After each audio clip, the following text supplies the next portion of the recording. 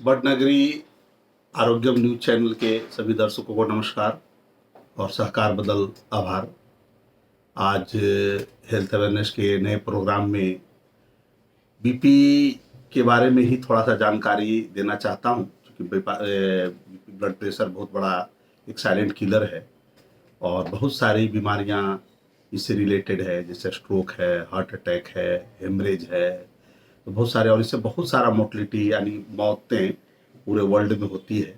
इसलिए इस पर जानकारी भार देना बहुत ज़रूरी है। तो अभी मेरी नज़र में एक बात आई कि लोग घर में इस तरह का डिजिटल मीटर आप रखते हैं, घर पे इस तरह का डिजिटल मीटर रखते हैं। पहले ऐसा है दोस्तों कि सबसे पहले देखिए 3 तरह का मशीन अभी हमारे बीपी नापने के लिए उपलब्ध है। एक है, देखिए ये डिजिटल, इसमें जो है ना, इसमें पारा होता है, बराबर ना, ये पारा होता था पहले, बराबर ना।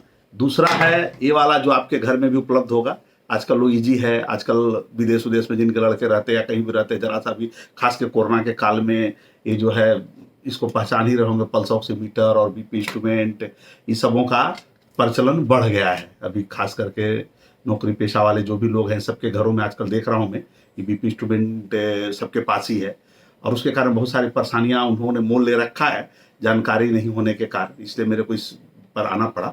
और तीसरा जो होता है, जो मैं अपने दवाखाने में रखा हूँ, जिसको बोलते हैं एनीमोमीटर, बराबर ना, ये सबसे लेटेस्ट है, बराबर ना। ये 3 तरह का इंस्ट्रूमेंट आपको हम दिखा रहे हैं, बराबर।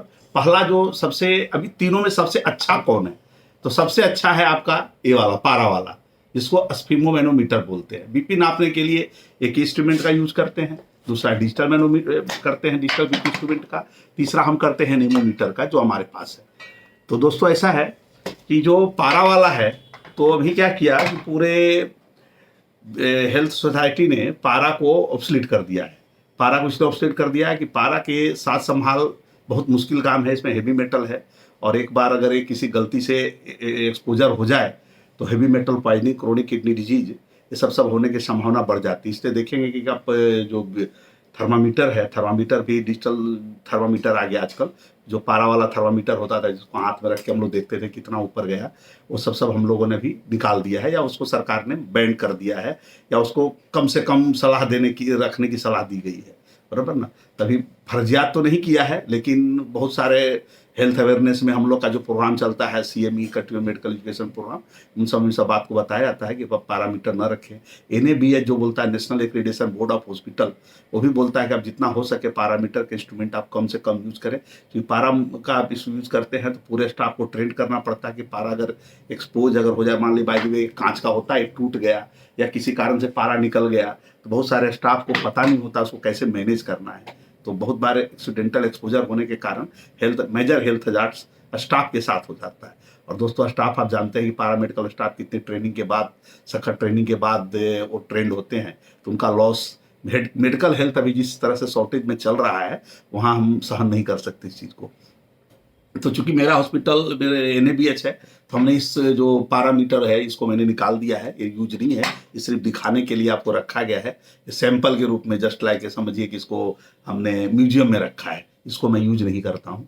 दूसरी जो बातें हैं डिजिटल वाली है, बराबर ना, ये जो आपके घर में भी पड़ा हुआ है और आप इससे नापते हैं बीपी, गाहे बेगाहे हमें परेशान करते हैं, क्योंकि आप जब भी बीपी नापते हैं, अरे सर मेरी बीपी इतनी आ रही है, अभी बीपी इतना आ रहा है, आप हमको बार बार फोन करते हैं। और यही मकसद, आज जो वीडियो बनाने का मकसद इतना था, इस चीज़ को क्लियर करना, ठीक है। तीसरा जो हम एनीमोमीटर बोलते हैं, जिसको रखते हैं। अब इन सबों में आइडियल और सबसे अच्छा कौन सा है, तो सबसे अच्छा पैरामीटर स्फिग्मोमैनोमीटर है, जो कि आजकल ऑब्सोलीट हो गया। दूसरा जो सेकंड नंबर पे जो आता है एनीमोमीटर है। कोई बहुत ज़्यादा अंतर नहीं आता है, हम लोग जैसे एक्सपर्ट हैं, तो एक्सपर्ट के लिए बहुत स्फिग्मोमैनोमीटर और पारा वाला और इसमें बहुत ज़्यादा अंतर नहीं पड़ता। खेला इसमें है, डिजिटल मैनोमीटर कभी भी एक्यूरेट नहीं बताता है। कारण क्या होता है, इसमें बहुत सारे फैक्टर होते हैं। एक तो इसके अंदर जो पंपिंग मशीन होती है, वो चलती है बैटरी पे, तो बैटरी आपका कभी कमजोर रहा, कभी कम रहा, बराबर ना। और कभी मान लीजिए आपने खरीद के रख दिया, चूंकि आप डेली तो यूज करते नहीं है, अब मान लीजिए कभी बैटरी कमजोर है, पंप चला नहीं बराबर, और इसके पास कोई सेंस नहीं है, ये जस्ट एक बीपी के जो ब्लड खुलने के जो मशीन है, उसके वाइब्रेशन, ब्लड प्रेशर को दबाता है, उसके जो वाइब्रेशन होते हैं उसके आधार पर बना हुआ है, तो ये कभी कभी ये सही नहीं बताता है। दूसरा जो इसमें जो गलत होने का जो कारण है, दूसरा होता है कफ। ये जो इस तरह का देखिए जो बीपी इंस्ट्रूमेंट हम लोग जो नापते हैं, देखिए हमारे पास ही नापने का एक फीता है, दिख रहा है इसको ध्यान से। इसके अंदर इस तरह का एक रबर डाला हुआ है इस मशीन, इस कपड़े के अंदर। यही मेन है खेला दोस्तों, इसी को समझना है, समझा। इसी को हम लोग, ये अंदर रहता है, इसको हम यहाँ पर रखते हैं, ये को ब्रेकियल आर्टरी बोलते हैं। यहाँ पर आप पल्सेशन को फील करिए, इसके ऊपर यहाँ पर जो ट्यूब को लगाइए। उसके बाद ये वाला जो घेरा है ना, इसी को अंदर रखा रहता है, इसको बांधना होता है। तो बोला जाता है कि इसकी लंबाई चौड़ाई इतनी होनी चाहिए, आइडियली 12.5 ऐसा होता है, 25 सेंटीमीटर ऐसा होता है। तो नॉर्मल जो हेल्थ है, हाइट वेट वाले जो पर्सन होते हैं, उनका 2/3 कवर करता है, 2/3 लेंथ में, 2/3 मोटाई में। अगर 2/3 कवर कर रहा है तब तो हो सकता है कि आपको बीपी एक्यूरेट मिले। होता क्या है कि आपके पास जो डिजिटल मैनोमीटर जिसने इसने ऐसा दे दिया, और आप मान लीजिए बहुत मोटे हैं, 105 135 किलो वजन है, और आपने उसमें नाप दिया बीपी इंस्ट्रूमेंट में, बीपी आपका गलत ही बताएगा, बराबर। और आप परेशान हो रहे हैं, दादा का बीपी कम नहीं हो रहा है, दादा का बीपी कम नहीं हो रहा है, डॉक्टर सब कुछ करिए, दवाई बढ़ाइए, मैं जब नापता हूं तो बीपी, आप पता नहीं आपके हॉस्पिटल में आने से क्या हो जाता है, यहाँ नॉर्मल होता है, घर पे बीपी बढ़ा ही रहता है। दोस्तों इसमें कप बांधने के 2-3 तरीके हैं, समझे। इसको तो पहला है कि यहाँ नापना है, दूसरा है 2/3। दूसरा क्या करते हैं लोग, इसको बांधने के बाद इसके अंदर जो है ये, इसको बांधो जी, ढीला करके बताओ, नोरो बांधो। ये देखिए, ये बांधने के बाद इसके अंदर अंगुली जानी चाहिए। अगर ये पहला तो यहाँ पर एक पल्स फील करिए, नहीं समझ में आता है तो आपके लिए हम बता दे रहे हैं, यहां से 2 फिंगर, बराबर, यहाँ जो लेटरल है आपका आर्म है, यहाँ से 2 फिंगर के बाद एक ट्यूब रखिएगा, तो आइडियली यहीं पर ब्रेकियल आर्टरी होती है वो यहीं पर लगभग रहता है। आइडियली 2 से 2.5 फिंगर के बगल में आपको इसको रखना है, ठीक है। इधर से मिडियल साइड से, छाती के साइड से 2 अंगुल इधर से नाप लीजिए, 2-2.5 अंगुल, और यहाँ पर रखिए। आइडियली अगर आपको पाल्पेट नहीं करना है तो। इससे भी ज्यादा इंपॉर्टेंट ये है, गैप रहना जरूरी है, कम से कम 1 हैंड, एकदम टाइट बांधिएगा तो बीपी कम आएगा। बहुत बार ऐसे किए और ऐसे करके आपने ढीला बांध दिया है, अब इसमें अगर मान लीजिए 2-3 पूरी उंगली जा रही है, 4 उंगली, अब इस स्थिति में क्या होगा, आपका बीपी बहुत हाई बताएगा। तो मैं इसलिए परेशान, मतलब लोगों को समझाना, सही चीज समझा के बीपी नापने के तरीके बताने पड़ेंगे, क्योंकि अब ये वाला इंस्ट्रूमेंट सबके घर में आ चुका है। तो वो लोग क्या है, बीपी नाप देते हैं रात को, बीपी सर बीपी का दवा चल रहा है, फिर भी बीपी तो कंट्रोल नहीं हो रहा है, दादा थोड़ा सा, दादा को हो सकता है कोई और कारण से घबराहट हो रही हो, या एंजाइटी हो रहा हो, या कोई और कारण होगा, लेकिन चूंकि आपके घर में बीपी इंस्ट्रूमेंट है और पल्स ऑक्सीमीटर आप तुरंत लगाते हैं, और अब जब भी मतलब कि आप नाप करके बताते हैं कि बीपी हाई है, ठीक है। एक गलती ये हो रही है अपने से। दूसरी जो गलती है, आइडियली क्या होता है कि बीपी का जो हम लोग बताए थे आपको वीडियो में, सब चीज पर वीडियो बना रखा है दोस्तों। ये तो प्रैक्टिकल अप्रोच के लिए मैं वीडियो और बढ़ा रहा हूँ, क्योंकि हेल्थ बीपी जो है बहुत बड़ा मतलब साइलेंट किलर है, इसलिए इसके बारे में जितनी जानकारी की जाए और जितना हेल्थ अवेयर किया जाए उतना अच्छा है। दूसरा जो कंडीशन है कि मैंने बताया था अपने वीडियो में, बीपी के वीडियो में, कि बीपी कभी स्टैटिक नहीं होता है, ये हर समय वेरिएबल होता है, आपके मूड के स्टेट पे, आपके नेचर ऑफ वर्क के हिसाब से, आपके इस तरह की जो चीजें होती है, बीपी हर समय फ्लक्चुएट होता रहता है, time to time, minute to minute, second to second, hour to hour, आपका बीपी फ्लक्चुएट होता रहता है, ठीक है। तो इसमें हम लोग जो नापते हैं बीपी, उसको बेजल बीपी कहते हैं, बराबर। तो बेजल बीपी नापने के लिए 2-4 चीजें बहुत इंपॉर्टेंट है। क्या क्या इंपॉर्टेंट है, तो बेजल बीपी के लिए आपका एड्रेनलिन का रस होना नहीं चाहिए। अगर आप, इसमें 2-4 चीजें हम लोग बता दे रहे हैं आपको, अगर आपने 15 मिनट पहले सिगरेट पिया है तो आपको बीपी नहीं नापना चाहिए। आप कहीं से चल के आ रहे हैं या कोई योगा एक्सरसाइज करके आ रहे हैं, योगा एक्सरसाइज किए और थोड़ा देर के बाद लगा कि चक्कर आ रहा, अच्छा नहीं लग रहा, माथा भारी हो, आपने फटाफट बीपी नापना शुरू कर दिया, उसमें आपका बीपी नॉर्मल नहीं आएगा।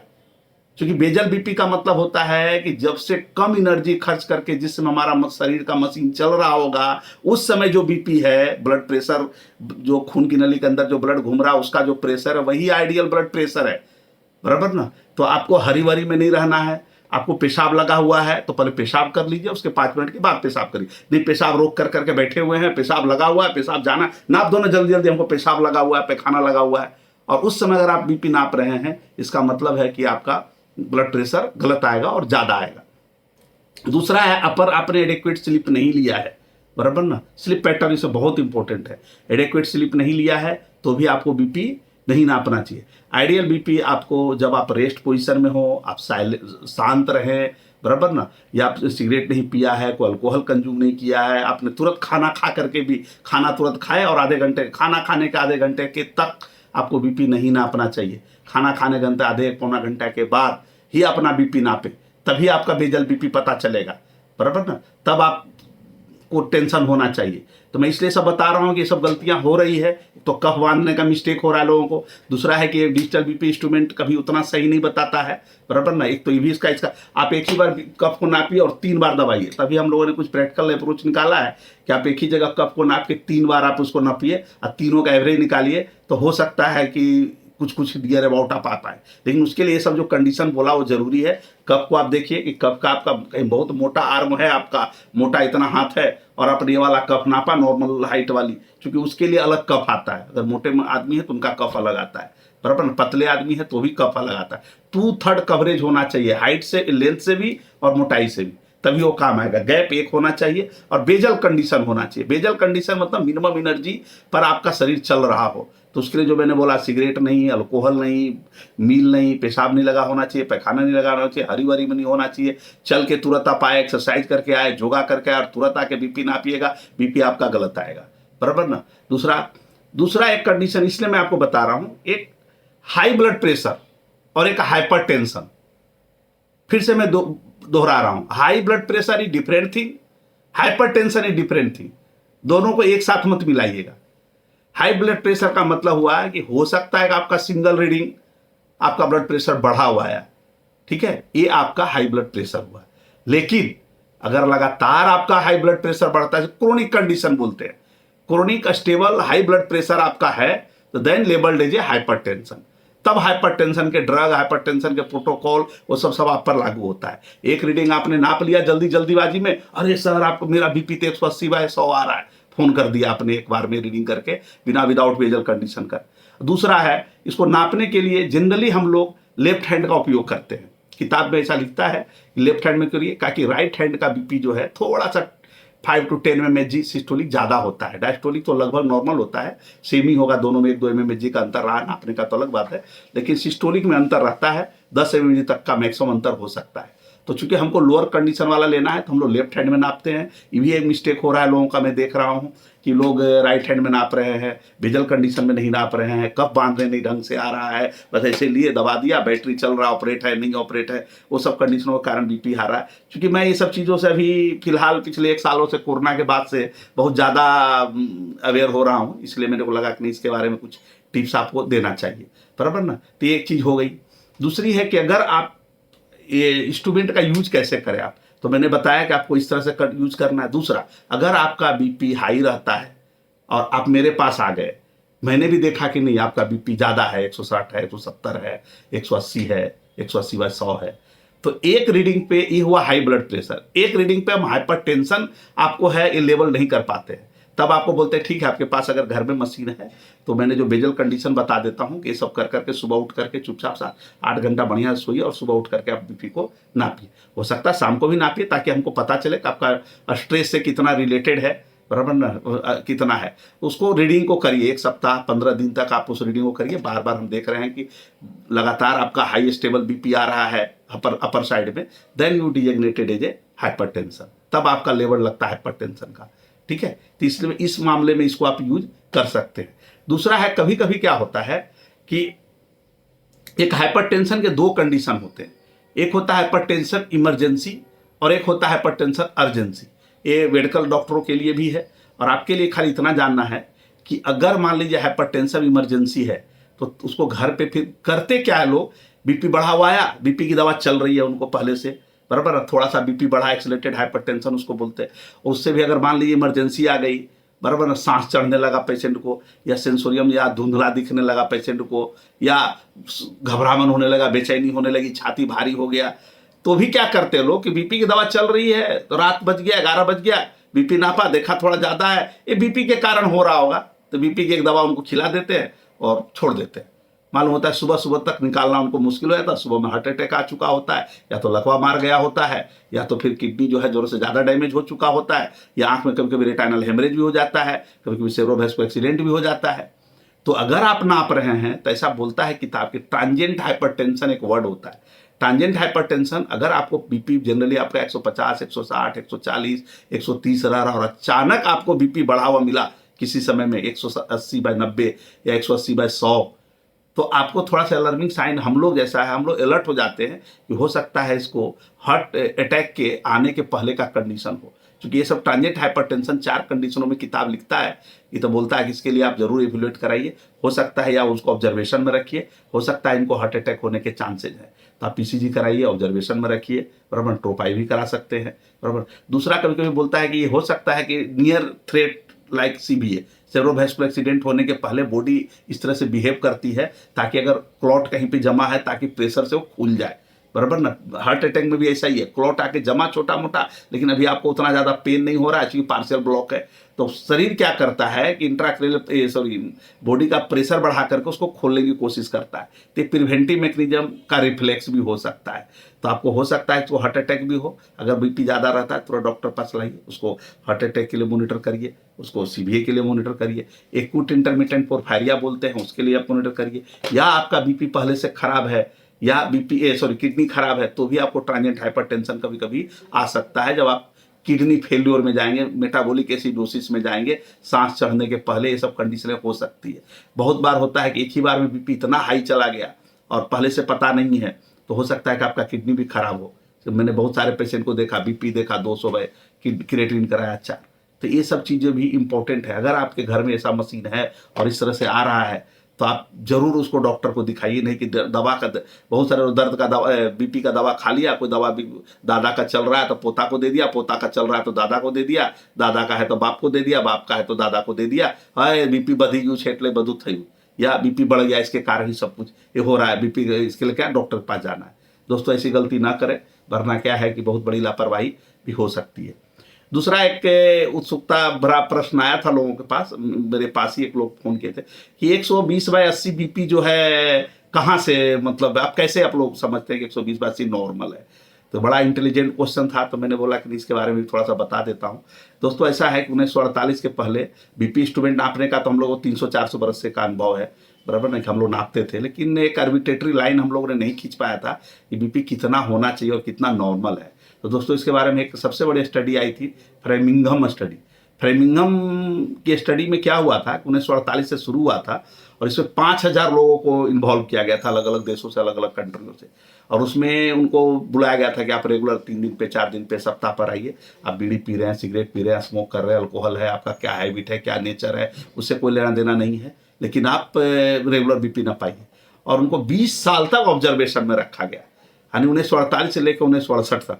1968 में फ्रेमिंघम स्टडी का कंक्लूजन निकाला गया, कंक्लूड किया गया, तब बताया गया कि नहीं, जो लोग ने 120/80 जिनकी बीपी थी उन लोगों ने बहुत अच्छा लाइफ अपना जिया। बाकी लोगों के साथ बहुत सारी दुर्घटनाएं हुई, कुछ का हार्ट अटैक आया, कुछ को जो किडनी खराब हुआ, किसी की आंख खराब हुई, किसी को सीबीए हुआ। इस तरह का जो बीपी का जो कारण होता है वो सब देखा गया। तो उस समय से 1968 से हम लोगों ने 120/80 वाला जो है वो रखा गया कि नहीं ये नॉर्मल है, परसेंटाइल वाइज, कि मैक्सिमम आदमी को देखा गया कि जिनका 120/80 है वो मैक्सिमम लोग अपना अच्छा लाइफ लीड किया, अच्छे लाइफ को जिया। तो 1968 के बाद से आर्बिट्रेटरी लाइन 120/80 आया है। अभी हमारा जो है एक उसके बाद जो है ज्वाइंट नेशनल कमेटी बनी हाइपरटेंशन के लिए, जो बहुत सारे देशों ने मिलकर करके बनाया। अलग अलग देशों में लगातार स्टडी चलता रहता है बहुत तरह का। अभी हमारा जीएनसी जो है 2014 में लास्ट गाइडलाइन दिया है, जीएनसी बोलते हैं उसको, जीएनसी 8, और 2014 में गाइडलाइन है। उसमें जो पिछली बार भी मैंने बताया था कि 140 अगर 60 वर्ष से कम के हैं तो आपका बीपी 140/90 नॉर्मल है। आपको डायबिटीज हो, किडनी खराब हो तो भी 140/90 नॉर्मल है। उम्र को आधार रखा गया कि 60 वर्ष से ऊपर है तो 150/90, 60 वर्ष से नीचे हैं तो 140/90 नॉर्मल ही माना जाता है। और उसमें कोई दवा की चालू करने की जरूरत नहीं होती है। थोड़ा बहुत थेरापेटिक लाइफस्टाइल चेंजेज हम लोग अपनाने के लिए बोलते हैं। थेरापेटिक लाइफस्टाइल चेंजेज का मतलब होता है कि हम उनको जो है पहले, सबसे पहला है इसमें एक्सरसाइज के ऊपर लेते हैं। एक्सरसाइज में क्या है कि हम जनरली स्ट्रेचिंग एक्सरसाइज के लिए बोलते हैं। तो स्ट्रेचिंग एक्सरसाइज जैसे योगा आप कर रहे हैं, योगा में बहुत सारा स्ट्रेचिंग एक्सरसाइज होता ही है ऑलरेडी। तो आप या तो योगा करिए या स्ट्रेचिंग एक्सरसाइज करिए। उससे क्या होगा कि शरीर के अंदर वैसोडायलेटर हार्मोन निकलते हैं। तो वैसोडायलेटर हार्मोन क्या करता है, खून की नली को चौड़ा करके रखता है, यानी डायमीटर को बढ़ा के रखता है। तो डायमीटर बढ़ा हुआ रहेगा तो ब्लड को ज़्यादा एकोमोडेट कर पाएगा। अगर हार्ट का फोर्स ऑफ कंट्रैक्शन बढ़ेगा, स्ट्रोक वॉल्यूम बढ़ेगा, तो उस ब्लड को डायलेट कर करके अपने ब्लड वॉल्यूम को बढ़ा करके डायलेट कर करके उस ब्लड को एकोमोडेट कर लेगा, तो आपका बीपी नहीं बढ़ेगा। इसलिए योगा एक्सरसाइज के लिए भी एडवाइस करते हैं थेराप्यूटिक लाइफस्टाइल चेंजेस में। यदि प्री हाइपरटेंसिव स्टेज में है, 130 से 140 के बीच में मैंने वीडियो हाइपरटेंशन में ही बनाया है, उसमें ही बताया था कि स्टेज 130 से 140 अगर सिस्टोलिक है और 80 से 90 आपका डायस्टोलिक है, तो आपको थेराप्यूटिक लाइफस्टाइल चेंजेस पे जाना है दोस्तों। तो पहला तो मैंने बोला, फिर से रिपीट कर रहा हूँ, एक्सरसाइज करना चाहिए, स्ट्रेचिंग एक्सरसाइज करना चाहिए। दूसरा बोला था कि आपको वेट घटाना है, तो वेट घटाने पर भी मैंने एक ओबेसिटी पर वीडियो बना रखा है। तो देखा ऐसा गया है कि अगर आप 10 किलो वजन अपना घटाते हैं किसी कारण से, खान पीन के हिसाब से या योगा करके एक्सरसाइज करके, उसमें मैंने बताया है कि आपको लो कैलोरी डाइट खाना है। आप कैलोरी डाइट पूरे कैलोरी को कैलकुलेट करिए।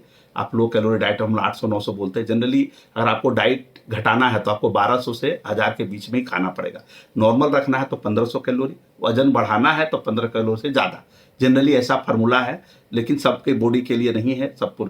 इसमें फिर बैलेंस डाइट का भी हिसाब किताब आता है, क्योंकि आपको कैलोरी के साथ साथ ट्रेस एलिमेंट है, बहुत सारे एलिमेंट भी आपको खाना पड़ेगा।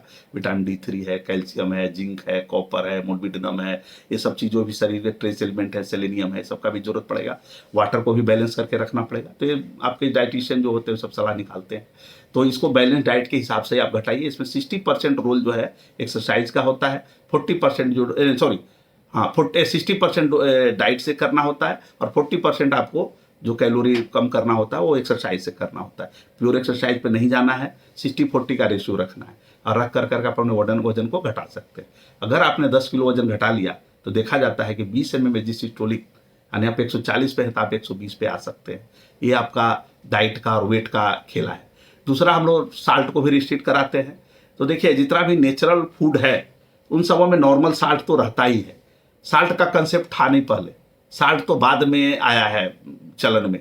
क्योंकि हम लोग बोला ना कि हम लोग का जीवन जो है पहाड़ों, कंदराओं, गुफाओं में से निकला हुआ, वहीं हमारी जीन वहीं से चल रही है। हम धीरे धीरे अपने आप को गांव में, ग्रामीण परिवेश में लाए हैं, ग्रामीण परिवेश से हम शहरी परिवेश में आ गए, और बहुत सारा चीज़ें जो है अपने स्वभाव और टेस्ट के हिसाब से उसको हम ला दिए हैं, बराबर ना। तो नमक के बारे में ऐसा कहा जाता है, अगर 6 ग्राम से अगर कम नमक खा रहे हैं आप पूरे दिन में, 6 ग्राम का मतलब हुआ 1 टेबल स्पून, 1 चम्मच जो बड़ा वाला आता है, 1 टेबल स्पून चम्मच आपका 6 ग्राम होता है। अगर उससे आपका कम है तब तो आपको कोई ज़्यादा घबराने की जरूरत नहीं है।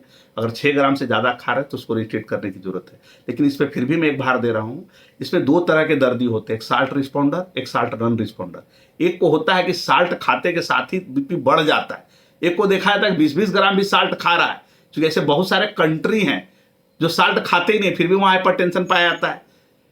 तो ये पूरे 2 स्टडी करने के बाद ऐसा देखा गया कि नहीं, ये कुछ पेशेंट होते हैं, कुछ ग्रुप होता है पेशेंटों का, कुछ इथनिक ग्रुप होते हैं जो आदिवासी सब बहुत सारा कि इस पर कॉम्प्लिकेशन है दोस्तों। इसमें ज़्यादा नहीं जाना चाहता हूँ, सिंपल मैं बता रहा हूँ, साल्ट रिस्पॉन्डर और साल्ट नॉन रिस्पॉन्डर। कुछ लोग साल्ट को रिस्पॉन्ड करते हैं, उनकी बीपी बढ़ जाता है, कुछ लोग को नहीं होता है। अगर नहीं होता है तो अति उत्तम। फिर भी आइडियली मैं ऐसा बोलूँगा, नेचर के साथ जितना नज़दीक आप रहेंगे उतना आपका हेल्थ अच्छा रहेगा, ठीक है। तो आप कोशिश करिए साल्ट को, बाहर से जो आप साल्ट लेते हैं वो ना लें, जैसे सलाद में ले रहे हैं या ड्रिंक में ले रहे हैं या कुछ और भी आप पी रहे हैं माजा उजा में डाल उल करके, वो सब ना करें तो अच्छा है। चिप्स उसका उपयोग कम करें, बराबर ना। तीसरा, इसमें एक और है आगे की बात, जब थेरापेटिक लाइफस्टाइल चेंजेस की बात चल ही रही है, क्योंकि बीपी में हाइपरटेंशन होने के बाद तो आपको मेरे अंडर आ जाना है, और मेरे को जो मैं आपका प्रोफाइल पूरा पढ़ूंगा, देखूंगा कि आपको क्या क्या कोमोर्बिड है नहीं, उसके हिसाब से दवा चालू करूंगा। तो दवा पे नहीं जाना है दोस्तों, अभी हमको थेरापेटिक लाइफस्टाइल चेंजेस की बात फिर से रिवाइज कर रहा हूँ। तीसरा है स्मोकिंग। स्मोकिंग इज द सबसे worst condition of the hypertension, क्योंकि स्मोकिंग से कहीं कोई फायदा है ही नहीं। ये क्या करता है, नाइट्रिक ऑक्साइड सिंथेटेज एंजाइम को बंद कर देता है, ताकि आपकी खून की नली जो है कंस्ट्रिक्ट कर जाती है, फिर उससे हाइपरटेंशन बढ़ता है। स्मोकिंग के बारे में कहीं भी कोई भी साइंस, किसी भी किताब में 1 पैसे का भी बेनिफिट नहीं बताया है। ये भार इसलिए दे रहा हूं कि दूसरा सब्जेक्ट आता है अल्कोहल। तो अल्कोहल में अभी तक के कुछ पहले तक हम लोग 3 पैक यानी 90 ml यानी यूनिट हम लोग बोलते थे, 1 यूनिट इक्वल टू 30 ml, तो 3 यूनिट पर वीक यानी 90 ml अगर आप पर वीक पी रहे हैं तो थोड़ा सा कार्डियक बेनिफिट दिखाया गया है, थोड़ा सा डिमेंशिया को कम करता है ऐसा बताया गया है, और आपको ओवरऑल स्लीप अच्छा आता है और गुड पॉजिटिव हेल्थ में थोड़ा सा उसका योगदान बताया गया है। हालांकि हमको वो भी अभी गलत ही लगता है, क्योंकि ये जो मतलब जो अल्कोहल का जो प्रोडक्शन वाले जो ग्रुप हैं बहुत स्ट्रॉन्ग हैं, तो ये लोग तो क्या है कि स्टडी को भी कन्वर्ट कर देते हैं अपने फेवर में। तो मैं उसी के वही समझ के चल रहा हूँ, लेकिन फिर भी किताब में लिखा हुआ वैज्ञानिकों ने कहा है तो उसको मानना पड़ेगा। तो 3 यूनिट तक अभी तक का परमिशन था, लेकिन हाल के दिनों में अभी उन्होंने ओनली 2 यूनिट के बारे में बात किया है। बोला कि 2 यूनिट यानी 60 ml पर वीक से ज़्यादा आपको शराब नहीं पीना है, अदरवाइज आपको हाइपरटेंशन होना ही होना है। और हाइपरटेंशन जैसे हुआ तो आप heart attack, cerebrovascular accident, kidney injury, liver injury के लिए आप प्रोन हो जाते हैं, बराबर ना। यानी आपको लकवा मार सकता है, आपको हार्ट अटैक हो सकता है, किडनी खराब हो सकती है, आपका आँख खराब हो सकता है, बराबर ना। तो ये सब चीज़ें बताया गया है, बराबर ना। और अभी हमारा विज्ञान इतना मैच्योर नहीं हुआ है कि एकदम 100% परफेक्शन के साथ मैं आपको बता सकूं कि 2 यूनिट अल्कोहल ही हो सकता है। बाद में आगे के दिनों में बोले कि नहीं 1 यूनिट 30 ml ही पर वीक आप पीजिए, बराबर ना। तो ऐसा हो सकता है, बराबर ना। स्टडी चलती रहती है, लेकिन वैज्ञानिक अभी तक ऐसा कोई बहुत स्ट्रॉन्ग एविडेंस नहीं दिया है। लेकिन ठीक है, थोड़ा सा अल्कोहल के बारे में लिखा है कि 2 यूनिट तो मान के चलिए, लेकिन स्मोकिंग के बारे में तो बिल्कुल नहीं लिखा है, कहीं कुछ नहीं, मतलब नुकसान के सिवा कुछ नहीं। तो स्मोकर जो हैं, खास करके मैंने देखा है कुछ लोगों को स्मोकिंग में, जनरली ग्रुप में स्मोकिंग करते हैं। तो आप ऐसे दोस्तों को छोड़िए, वैसे ग्रुप को आप छोड़िए और तुरंत आज से कसम खाइए। कभी मैंने बहुत सारे लोगों को बोला कि धीरे धीरे करके छोड़िए, लेकिन मैं देखा कि वो लोग कोई छोड़ नहीं पाते।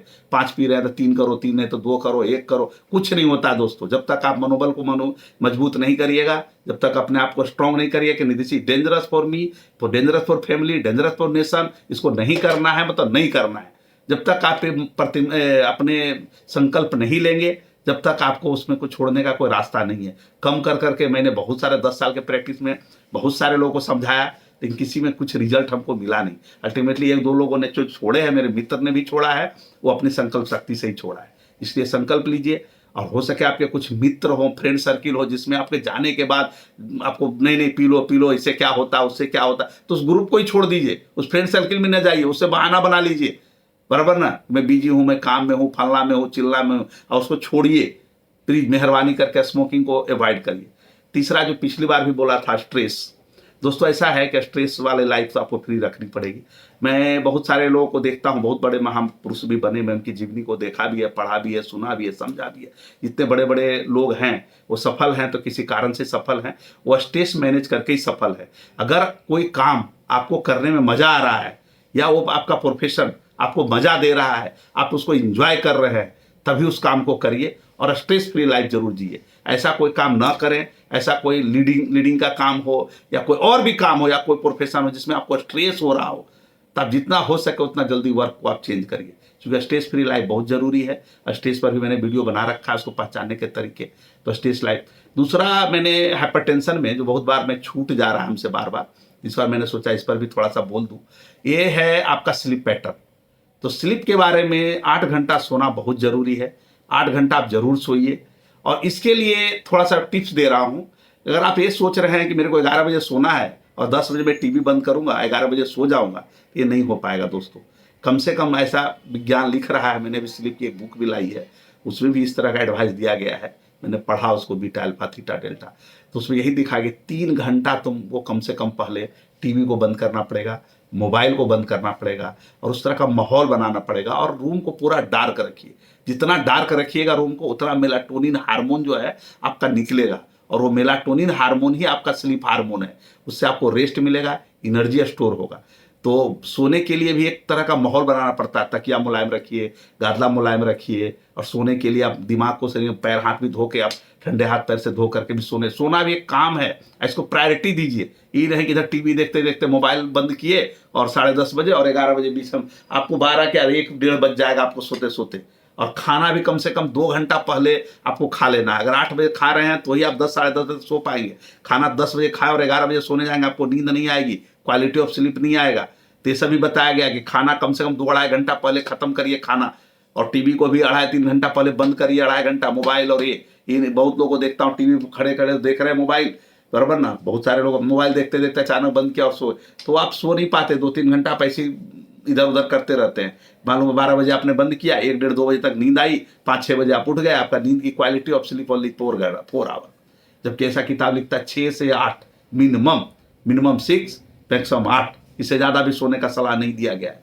इतना अगर आप सोते हैं तो बहुत अच्छा है। इससे आपका डायबिटीज, बीपी, आपकी एनर्जी लेवल, स्ट्रेस लेवल सब कम होता है। इसलिए स्लीप हाइजीन को जरूर मेंटेन करिए, और स्लीप हाइजीन के लिए जो मैंने बताया वो प्रयास करके देखिए, बहुत अच्छा रिजल्ट मिलेगा, बराबर ना। मैंने बहुत सारा वीडियो इस सब जो छोटे छोटे वेट मैनेजमेंट है, स्ट्रेस लेवल का है, एंजाइटी का है, डायबिटीज का है, बराबर ना, बहुत सारा वीडियो मैंने बना रखा है।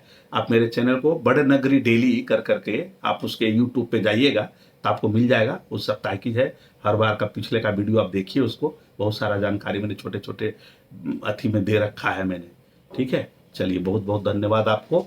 बड़ नगरी डेली यूट्यूब पर डाल कर करके आप मेरे पुराने वीडियो को भी देख सकते हैं।